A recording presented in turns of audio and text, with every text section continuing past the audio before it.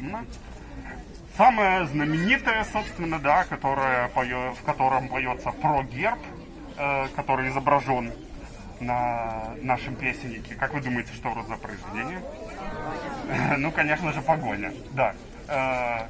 Также есть интересные факты об этом произведении. Стихотворение, вы все знаете, было написано Максимом Богдановичем в 1916 году. Музыка появилась спустя 31 год. В конце 40-х Щеглов-Куликович написал музыку, находясь тоже в изгнании, в эмиграции. И эта мелодия зазвучала на территории Беларуси только в начале 90-х. Но произведение, стихотворение и мелодия исполнялось и до этого. Есть обработки и мелодия на это стихотворение Равенского, Туренкова. В начале 90-х свою версию пел Мулявин, всем известный. А в 80-е годы, вот это интересный факт. Кстати, между прочим, знаете, я это сам только сегодня в интернете прочитал, что, оказывается, в начале 80-х студенческое движение Беларуси пело это стихотворение на мелодию самой знаменитой, вообще революционной в мире песни. Как вы думаете? Ну, это не белорусская стихотворение. Марсельеза, правильно. Может быть, мелодию знаете? Вот попробуйте, туда как раз очень хорошо ложится это стихотворение, на самом деле, на Марсельезу. И вот до 90-х, 10 лет практически, пели на мотив Марсельезы «Погоня». А потом уже появилась Щеглова-Куликовича музыка. Да. Мы поем, внимание, да, мы поем 4 куплета.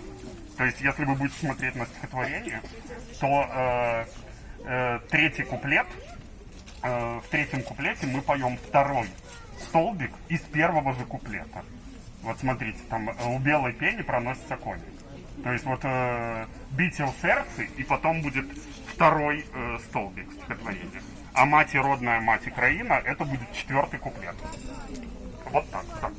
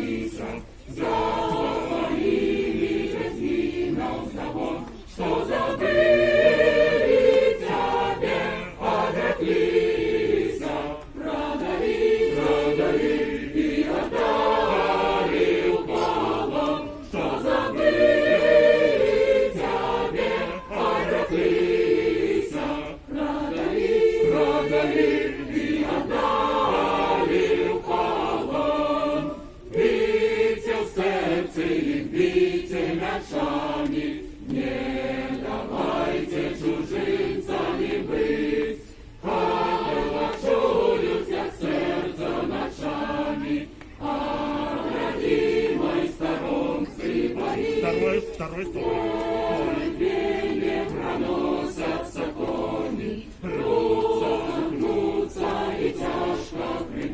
Стародавняя литовской погони.